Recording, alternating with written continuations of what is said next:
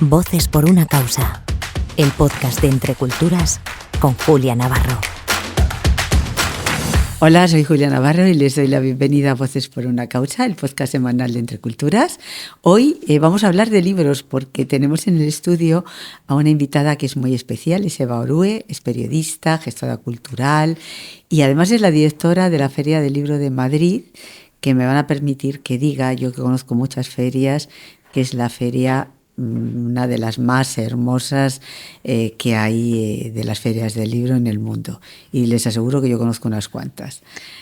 Así que creo que eres una privilegiada, Eva. La verdad es que sí, bueno encantada de estar aquí, sí. Julia.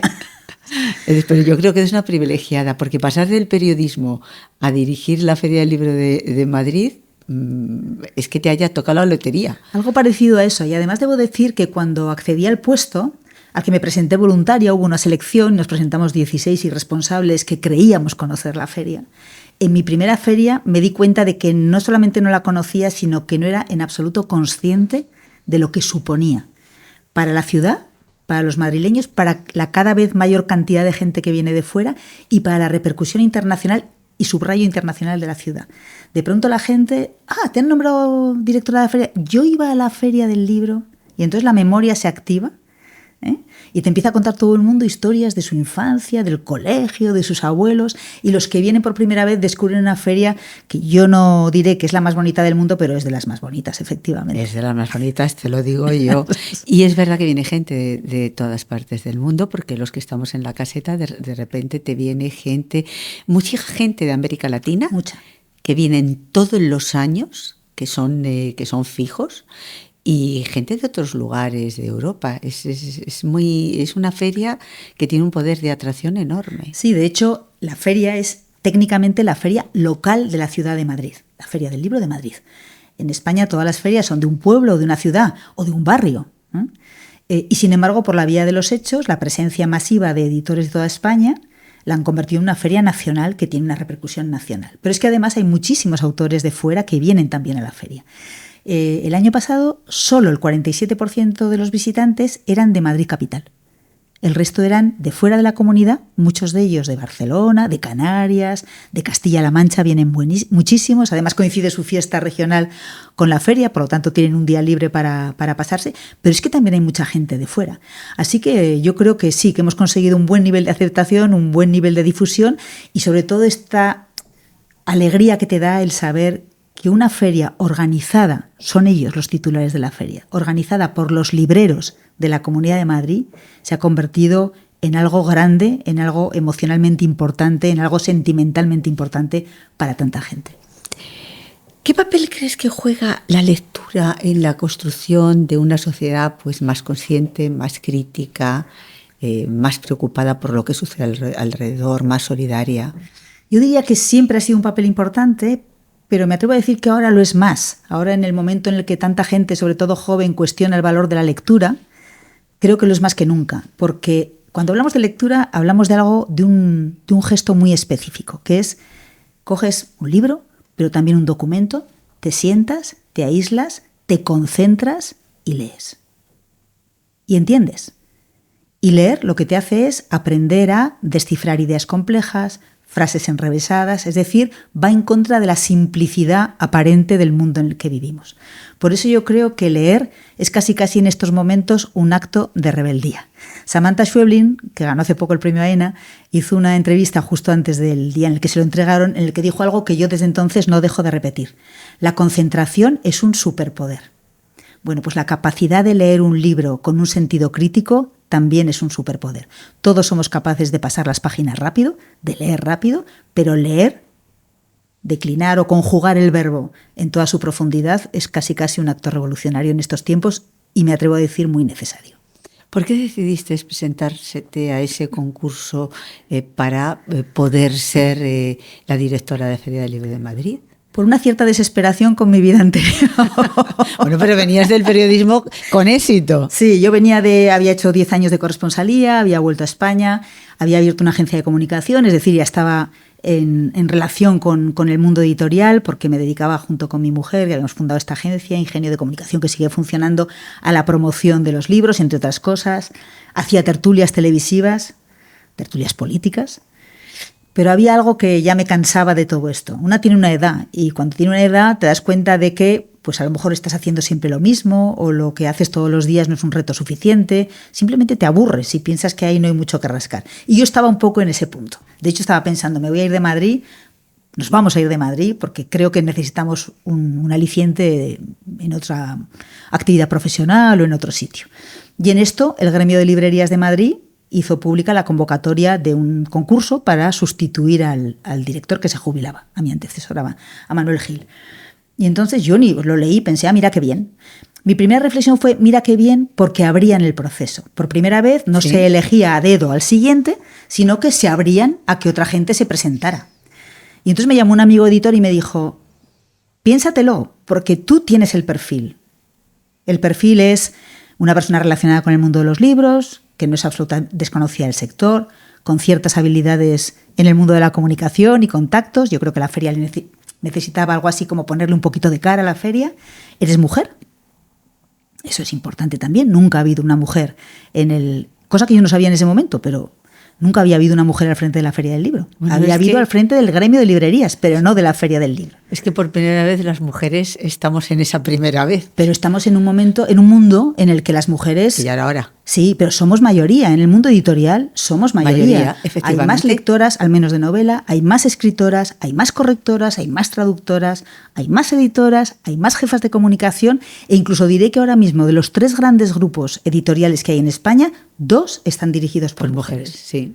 Era una especie de anomalía que la Feria del Libro de Madrid nunca hubiera tenido una mujer al frente. El caso es que me presenté. Fuimos 16, seleccionaron a 5 y de los 5 nos sometieron a un tercer grado, 1 hora y pico de entrevista y salí yo. Y aquí estoy. Y la verdad es que no podía soñar un colofón mejor para mi carrera, que es una carrera que vale lo que vale, pero terminar, y por la edad que tengo terminaré aquí, dirigiendo la Feria del Libro de Madrid, la verdad es que es una gozada. ¿Cuál es el principal reto al que te tuviste que enfrentar y cómo ha ido cambiando la feria en estos años? El primer año fue una chifladura y viví la feria más feliz de mi vida. Era muy responsable. Me incorporé en enero y el objetivo era sacar la feria adelante. En 5 meses había que montar una feria, porque la anterior se había celebrado en septiembre, después de la pandemia, porque se había procedido a la sustitución del director y la directora de la feria era la becaria de la feria. Yo llegué sabiendo muy poco. Afortunadamente la feria tiene a 3 personas, 2 de ellas llevan 30 años allí y hacen la feria, la parte digamos de montaje y todo esto con los ojos cerrados. Entonces yo fui muy feliz en esa feria porque sabía que iba a ser un éxito. Me atrevo a decir que hiciéramos lo que hiciéramos. La gente tenía ganas de feria. Tenía ganas, sí. Y yo recuerdo el primer día que era mi cumpleaños. Mi primera feria la inauguramos el día de mi cumpleaños. Y yo estaba nerviosa, pero contenta, expectante. Y una de estas personas, Mariví, me dijo, no se preocupe, me trata de usted, no he conseguido que me apee el tratamiento. No se preocupe, la gente tiene ganas de feria. Y recuerdo que me asomé a las oficinas y de pronto, a las 10:30, vi llegar una masa de gente. Parece de película, pero fue exactamente así. La feria se celebraba en circunstancias normales y eso era un éxito. A partir de ahí hemos ido mejorando cosas. Por ejemplo, este año, estéticamente, ninguno de los edificios, casetas, stands, pabellones, ninguno de los edificios que hay en la feria, que construimos cada año, va a ser igual que era cuando yo llegué. La feria sigue siendo igual. Tiene casetas para los expositores, tiene stands para algunos patrocinadores, tiene pabellones para las actividades. Ninguno de esos edificios es igual que cuando yo llegué. ¿Y qué habéis cambiado? Pues mira, en los pabellones, por ejemplo, ahora son transparentes. Tú recordarás que hubo un tiempo en el que los pabellones eran cerrados. Para saber lo que pasaba dentro, tenías que abrir la puerta, asomar la cabeza y decías, ¡puf! No sé quién, no entro. Julia Navarro, entro. Y la gente entraba o no y cerraba la puerta. Ahora no hace falta que hagas eso. Los pabellones son transparentes. Tú estás dentro viendo tu actividad y no sales de la feria, estás fuera y puedes ver lo que hay dentro. Y yo diría que es un cambio casi psicológico, porque cuando te encerrabas, te ibas del retiro. Y ahora no dejas de estar en el retiro en ningún momento. Luego hemos cambiado los stands y este año las casetas. Las casetas son iguales. La estructura es exactamente la misma, pero hemos hecho un cambio, hemos subido un toldo, hemos cambiado los rótulos y la apariencia es como si las hubiera tocado con una varita un transformer. Eva, ¿y sabes lo que pasamos? Es muchísimo calor. Ay, amiga. Ay, mira, aprovecho y te lo digo.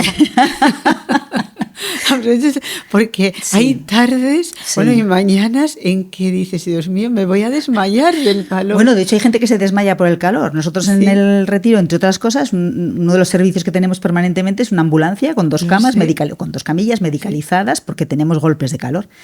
El segundo año de feria pusimos toldos en una zona del Sí. recorrido y se ha notado bastante. Se notó muchísimo. Se ha notado en la temperatura, se ha notado porque mi segunda feria fue muy lluviosa y curiosamente los toldos que estaban destinados a protegerte del sol te protegieron de la lluvia. La lluvia, sí. Y básicamente se ha notado en cómo circula la gente por la feria. Cuando hace calor, la gente desaparecía, cuando hacía calor, desaparecía de lo que llamábamos el tendido sol. Y ahora ya no. Porque hace calor, pero ya no te da el sol a pleno. De hecho, hay un tramo al inicio de la feria, frente a las casetas 1 a la 15, me parece que es, donde podríamos poner casetas, pero no podemos poner toldos. Y no ponemos casetas porque ahí se han fundido ordenadores Del calor. del calor. Entonces, eso es algo que no podemos evitar. También te digo que hay algunos que han encontrado unos ventiladores que creo que son de camping y los colocan arriba y algo alivian. Y luego hay gente que se trae hasta pingüinos de estos que dan aire Sí. acondicionado, pichis, que nosotros no les decimos que no, lo único que les decimos es, por favor, avisadnos, porque claro, el suministro eléctrico en la feria tiene sus limitaciones y por lo tanto, si tú metes 10 pingüinos en un tramo, pues a lo mejor hace saltar todos los plomos. Pero sí, la gente se apaña. Pero ese es uno de los problemas, pero es verdad que los toldos han mejorado la estancia, por lo menos de los escritores y de los libreros, dentro de las casetas, porque el que va a comprar libros y a pasear, bueno, pues siempre tiene los árboles del retiro Sí. para hacer un descanso. Pero tú no, estás en un espacio cerrado, no hay Sí, corriente de no aire hay en corriente. general. Sí. No, pero es verdad que los toldos, y eso te felicito porque fue una gran idea y sobre todo porque si te tocaba del lado en que daba el sol. Yo siempre, todos los años decía, ¿dónde voy a estar? ¿En qué lado? Sí. Mira, la feria empieza, digamos, con un sorteo que se celebra a finales de marzo, para colocar, para que sepa cada expositor qué caseta le toca. Es un sorteo dirigido, pero es un sorteo. Y entonces avanzamos desde la caseta número 1, que es la zona sombra, hasta el final y damos la vuelta. Y yo recuerdo en mi primera feria que no habíamos introducido ningún cambio en el sorteo, ahora ya lo hacemos de una manera ligeramente distinta, y yo recuerdo que no entendía muy bien el desasosiego de algunos. Entonces llegas hasta el final, que no sé qué número de caseta es, la 200 y pico, y das la vuelta. Sol. Sí. Y de pronto la gente estaba ya como desesperada. O sea, la gente era muy feliz cuando le tocaba sombra y sufría mucho cuando le tocaba sol. Bueno, sí hemos podido aliviar eso. No, lo habéis aliviado. Pero al final somos como los ganaderos en una feria de vacas. Es que estamos al aire libre y sometidos a las inclemencias meteorológicas. La Feria Libre de Madrid, ahora hay una palabra que está de moda, la diversidad. Sí. Y entonces, a mí es que las palabras se ponen de moda, no me gustan, pero bueno, la voy a utilizar. Yo creo que lo que sí es importante es que la Feria del Libro es una feria en la que hay voces muy distintas, voces literarias para todos los gustos de la gente que se acerca a comprar un libro. ¿Cómo se puede aprovechar un espacio así para acercar a la gente o convencerla que le diga, oiga, aquí también hay un hueco para lo que a usted le gusta o puede intentar encontrar? A ti no te gusta la palabra diversidad, la que nosotros utilizamos en general es bibliodiversidad. Sí. Esa me gusta más. ¿Ves? Va a encontrar usted aquí exactamente el libro que anda buscando. Entonces, ¿cómo se consigue esto? Creo que hay varios caminos. He dicho que la feria es de los libreros y librerías, que son unas 120 en la feria. Hay generalistas, que tienden a las novelas, los libros que más se venden, si me permites la simplificación, pero luego también las hay especializadas. Y entonces tú puedes ir específicamente a una librería donde venden ensayo relacionado con el derecho, o LGTBIQ+, o deporte. Entonces tienes toda esa riqueza, esa bibliodiversidad. Luego los editores. En la feria, el editor más pequeño tiene 25 títulos vivos en catálogo. Y el más grande, cualquiera de los dos grandes grupos, tiene más de 30.000. De 25 a 30.000 hay unas 900 editoriales representadas en la feria, no todas en caseta. Algunas vienen con sus gremios regionales, otras vienen con sus distribuidores. Yo diría que es muy difícil que en todo eso no encuentres el libro que quieres. Sí. Y luego hacemos algunas cosas que creo que tienen que hacerse y que nos permiten dar moderadamente, y ahora explicaré lo de moderadamente, voz a gente a la que no esperas en la feria. Quiero decir, la feria es una feria comercial, como todas las ferias del libro en España. Nosotros nos dedicamos a vender libros, venta directa del expositor que sea al señor que venga. Unimos al primer eslabón de la cadena, tú, Julia Navarro, escritora, con el último, el lector. Pero vamos a vender. Por lo tanto, y tenemos unas normas. Entonces, no todas las editoriales o no todos pueden estar en una feria que además tiene un espacio limitado en el Retiro. ¿Qué es lo que intentamos hacer para suplir esa carencia, por decirlo así? De entrada, invitar a gremios regionales que traigan a editoriales que no son de Madrid ni de Barcelona y que de otra manera no podrían venir. Luego abrimos espacios como uno que se llama Indómitas, donde tenemos unas editoriales que jamás podrán estar en la feria, jamás, nunca, porque no cumplen las normas. De hecho, para estar en Indómitas, la primera norma es que no cumplas las normas. Intentamos también abrir el abanico. Eso te define a ti muy bien. Luego intentamos abrir el abanico de autores que nos visitan. Es verdad que los autores que vienen a las actividades, y por supuesto a las firmas, tienen que tener obra publicada en España, porque, insisto, somos una feria comercial. Pero la variedad de autores que hay este año en la feria y de países de procedencia es brutal.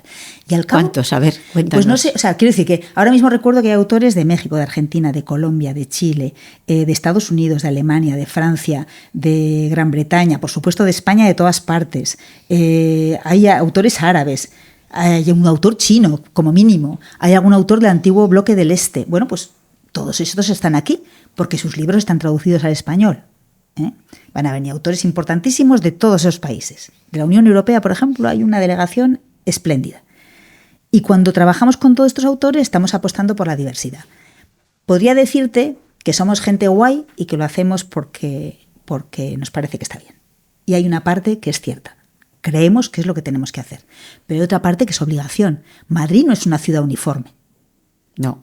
En Madrid hay no sé cuántas nacionalidades representadas, inmigrantes que llegaron aquí pero sus hijos ya nacieron aquí, y tenemos que dar servicio a esa comunidad que hace unos años no era una comunidad madrileña. A mí es que me gusta la palabra plural. Claro. Entonces yo siempre cuento una historia que espero que nadie me malinterprete. Por la mañana, de lunes a viernes, nosotros recibimos colegios.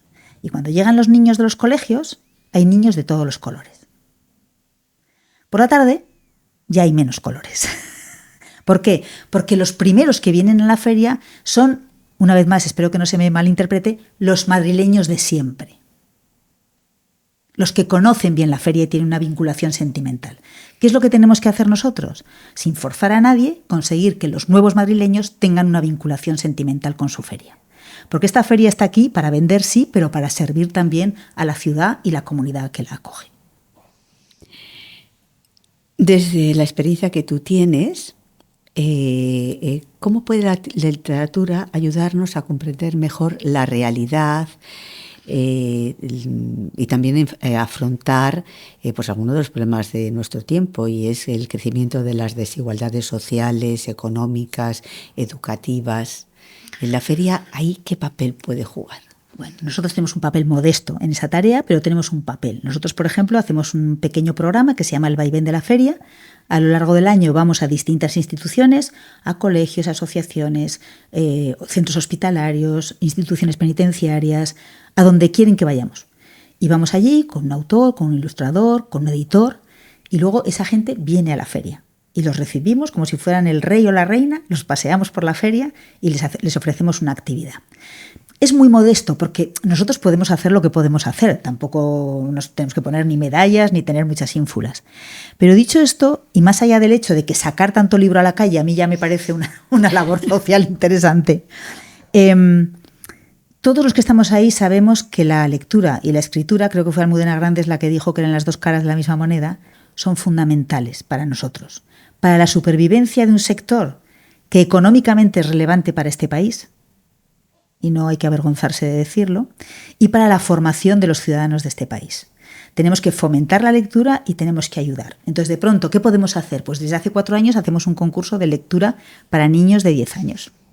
Empezamos con 2 colegios de Madrid, lo hacemos con una empresa de gestión cultural que se llama Palimpsesto, Y yo recuerdo el día que vino Magalí Guerrero, que es la que me trajo la idea, y me dijo, oye, en Francia hay un concurso que se llama Les Petits Champions de la Lecture, los pequeños campeones de la lectura. ¿Lo podíamos hacer aquí? Yo le dije, no lo veo, Magalí, pero hagamos una prueba. Entonces hicimos una prueba con 2 colegios, pensé, esto encaja perfectamente en la feria, y ahora ya hay 10 comunidades autónomas implicadas. Y traemos para la final, que es lo que se hace en la Feria de Madrid, a 250 niños, vamos, no traemos, vienen 250 niños, traemos a los finalistas. Pues eso lo podemos hacer. Yo creo también, y me desvío de tu pregunta, que la feria es una excelente, o puede ser, es de hecho, una excelente incubadora de proyectos. Yo sé que los pequeños campeones de la lectura en algún momento se irán de la feria, cuando sean muy grandes para que la feria los acoja. Tú sabes que la feria es un sitio donde no tenemos grandes espacios, no tenemos un teatro. Bueno, pues algún día, si en lugar de venir 250 alumnos a las finales, vienen 2.500, pues no podrá estar en la feria.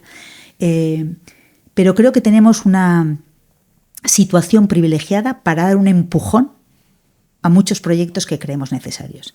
Y a mí personalmente, y confío en que el que venga detrás lo vea, si no igual parecido, no me importa ayudar. Ayudar quiere decir también poner dinero, ayudar a que determinados proyectos que creemos que son importantes para el fomento de la lectura se pongan en marcha y se consoliden.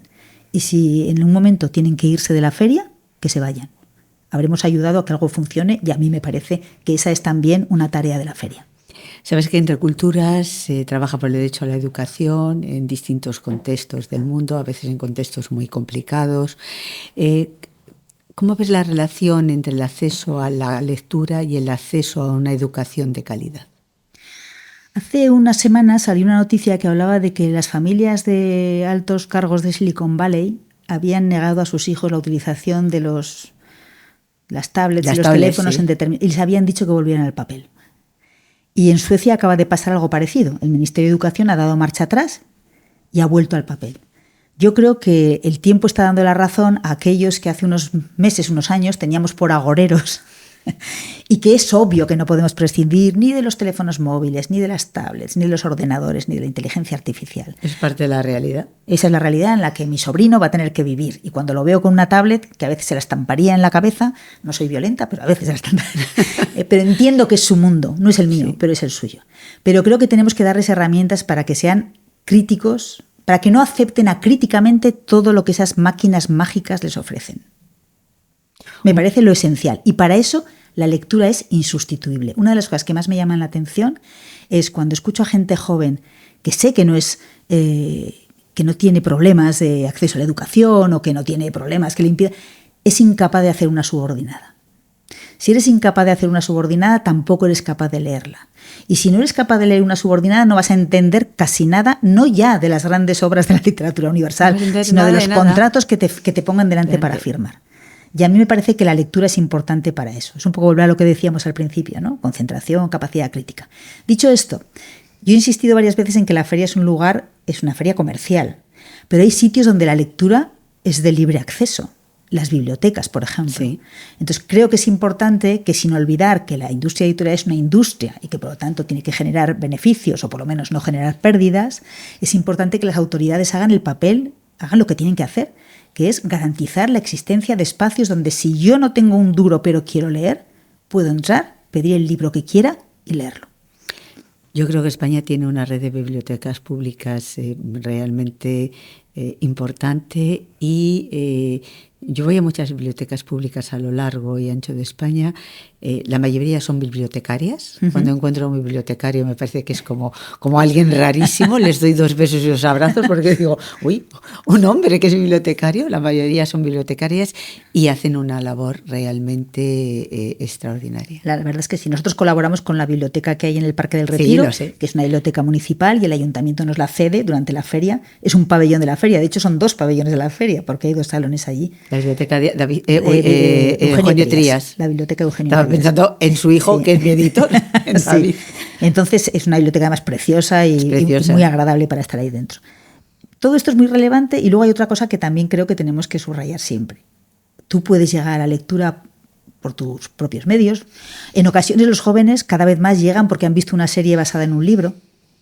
Y entonces dicen, ay, espérate un segundo, si la serie me ha gustado, ¿por qué no me va a gustar el libro?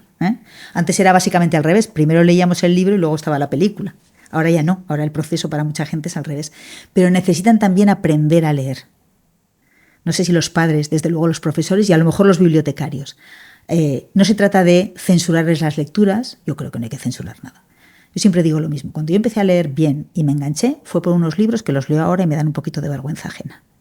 Pero esos libros, los 3 investigadores de Alfred Hitchcock, hicieron de mí la lectura buena, mala o medio pensionista que soy. Hay que enseñar a leer. Y yo no estoy segura de que el fomento de la lectura en algunos sitios se esté realizando de la manera correcta. Pero eso sí que es una opinión personal, no tengo ninguna capacitación para llegar mucho más allá de este razonamiento. Fíjate si la lectura es importante. Humberto Eco, en uno de sus últimos ensayos, decía que si un día se producía el gran apagón, la humanidad no partiría de cero, porque ahí estaban los libros con todo el saber de antes, de ayer, de los comienzos, y para que no tuviéramos que partir de cero. Así bueno, que, hace poco tuvimos un gran apagón y con un buen libro y un cabo de vela, ¿no? Podías pasar el rato. Pero es verdad. ¿Qué papel crees que puede jugar la literatura para generar la conexión y un acercamiento, ese acercamiento, esa conexión entre realidades distintas? A mí no me cabe la menor duda de que para transmitir según qué, la literatura, la ficción, es mucho mejor que el ensayo. Yo creo que entendemos mejor a determinados personajes, determinadas circunstancias, si nos lo cuenta un buen novelista y nos hace empatizar, que si nos lo cuenta un excelente historiador, pero con datos fríos y apreciaciones muy elevadas. Dicho esto, hace no tanto hubo una polémica tremenda porque una influencer que presumía al parecer de no tener muchos libros en su casa dijo que la lectura no nos hace mejores. Y coincido con eso. Hay mucha gente muy leída que es muy mala gente.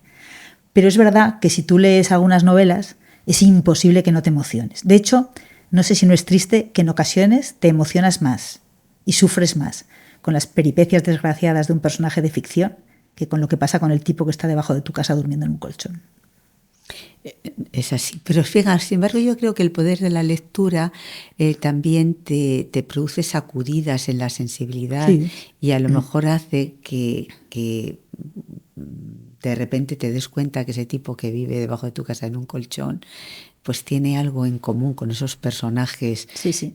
No me cabe la menor duda, ¿eh? O sea, sí. Que eso pasa, seguro que pasa. Lo único que ocurre es que, a ver, en fin, no me quiero poner aquí tremenda, pero a los nazis les gustaba mucho la música clásica y eso no hizo mejor. No les hizo mejores. Exacto. No les hizo mejores. Tampoco creo que haya que sobrevalorar el papel que la cultura en general tiene en la catadura moral de las personas.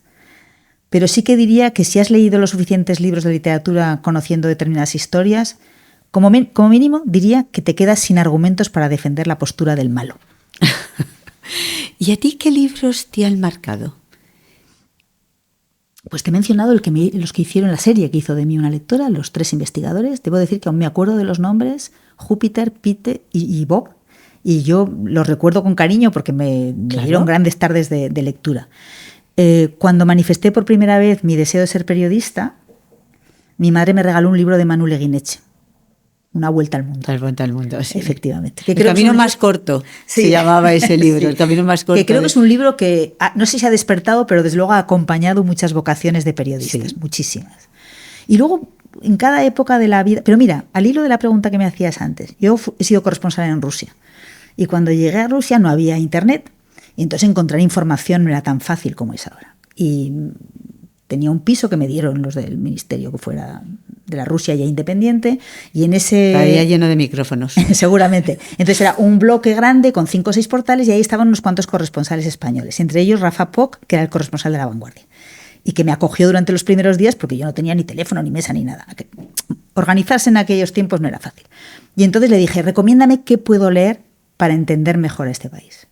Y él me dio un libro, lo sacó de su estantería y me dijo, está censurado, pero lo entenderás. Y era Vida y Destino de Vitaly Grossman. Sí. En una primera traducción española, luego se ha hecho una completa que la firma Marta Rebón, que también me la he leído. Bueno, tú lees ese libro y les entiendes. Efectivamente. Y olvídate, no te olvides, pero olvídate de todos los manuales, de todos los ensayos y de todos los libros de historia. Yo creo que cuando vas a un país nuevo es muy importante, yo he estado en 3, es muy importante leer literatura de ese país, porque es lo que te ayuda a lo mejor no a saberte las leyes, pero sí a entender a sus ciudadanos. Por último, Eva, no todo el mundo es consciente de las ventajas e incluso del placer que produce la lectura. ¿Cómo lo fomentarías? ¿Cómo convencerías a alguien que le cuesta acercarse a un libro, que ve un libro y parece que es que tiene que subir el Everest? ¿Cómo es que para algunos es un Everest. Pero ¿qué le dirías para convencerle de todo lo que un libro le puede descubrir, le puede aportar? Si tuviera esa fórmula, el Ministerio de Cultura de este país me tendría contratada para Te tendría de ministra. para fomento de la lectura. Que es una cosa curiosa, no hay ningún plan de fomento de la asistencia a cines, a pesar de que está decayendo, no hay ningún plan de fomento de escuchar música, ¿no? Es un fomento de la lectura. Es decir, todos entendemos que hay una dificultad intrínseca a este ejercicio, que para nosotros es muy natural porque tenemos una edad y cuando éramos pequeñas no había otra diversión. Si querías salir de la habitación en las tardes de verano, en Zaragoza, que es de donde yo soy, a 40 grados, todos ahí encerrados hasta que el sol se alejara y te permitiera respirar, la lectura era la única opción, no había televisión, no había ordenador, no había nada. Yo diría que la única manera es que encuentres el libro que te enganche. Y debo decir que en nuestro país hay ahora una generación de autores infantiles y de autores para adolescentes extraordinarios. Son fantásticos, sí. Fantásticos. Que han dado con la tecla, en mi opinión. Que vale lo que vale mi opinión, ¿eh? Y la tecla es no obligar a gente joven a leer novelas que no les interesan nada, sino enganchar a la gente a la lectura a través de historias que sí que les interesan. A ser posible que estén medianamente bien escritas. Y si son lectores, ya llegarán a las novelas. Pero yo recuerdo con un cierto espanto cuando en el colegio, y estás hablando con una lectora, no una gran lectora, pero una lectora razonable, cuando en el colegio me obligaban a leer las cántigas de Santa María con 14 años. Era un ejercicio, era un Everest, porque no entendíamos nada. Pienso que si nos hubieran dado a leer otra cosa más sencilla, igual más compañeras se hubieran adentrado por el proceloso camino de la lectura. Pero en cualquier caso entiendo que es encontrar el libro que te hace clic. Conozco a mucha gente que le ha pasado, no leía y de pronto alguien le recomendó el libro correcto. Y luego a lo mejor hay gente que no está llamada a leer nunca. Les diría que ellos se lo pierden. Ellos se lo pierden. ¿Cuáles son tus próximos retos como directora de la feria? Si en mi mano ya nos has contado lo de este año, pero conociéndote seguro que ya estás pensando en qué vas a hacer al año que viene. No, además el año que viene la feria celebra 60 años Por en el eso, retiro. Y será un momento Espero muy que importante. sea un momento. El año que viene es un año de muchas celebraciones, porque Franco murió en el 75, es decir, hemos cumplido 50 años de la muerte del dictador, y aquel tiempo que tú y yo recordamos es un tiempo de efervescencia. Hay un montón de asociaciones que nacieron al calor de la democracia, sí. Entre otras el Gremio de Librerías de Madrid, la Asociación de Editores de Madrid y otras muchas más que tienen importancia en la feria.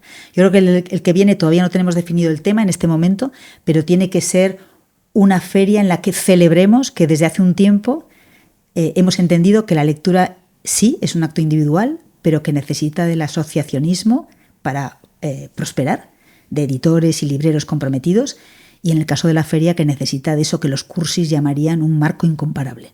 El retiro es un marco incomparable. Es una expresión, es un sintagma que aborrezco, pero déjame que lo repita, es un marco incomparable. Y espero, porque a mí cada vez que se publica o se comenta que hay quienes creen que hay que sacar a la Feria del Retiro, bueno, me hubo pongo... un tiempo...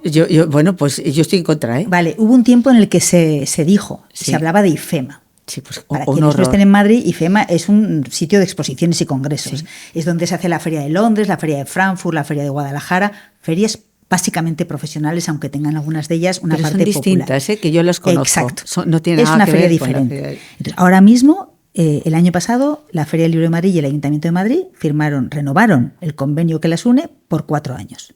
Es decir, hasta el 29, todos tranquilos. Es verdad que en las circunstancias actuales, con los protocolos meteorológicos que en ocasiones, como el año pasado, cierran la feria, podría ocurrir, no va a suceder, pero imagínate que nos cerraran 10 días por viento y lluvia y sol. Viento y lluvia o viento y sol.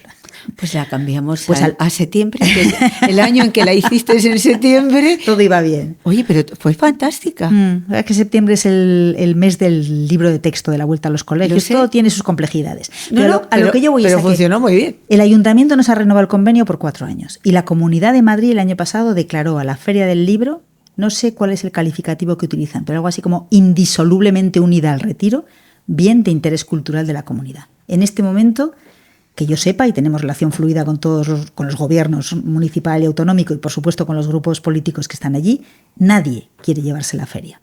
Ahora, nadie puede poner la mano en el fuego porque, yo qué sé, se caen 50 árboles y estoy tocando madera. Los oyentes no lo ven, pero yo estoy tocando yo madera. También. Y hay que pensar algo, pero de momento no está en los planes de nadie, de nadie. No me imagino la Feria del Libro de Madrid fuera del retiro. Yo tampoco, Yo iba la con verdad. mi abuelo cuando era pequeña y es que no me la imagino.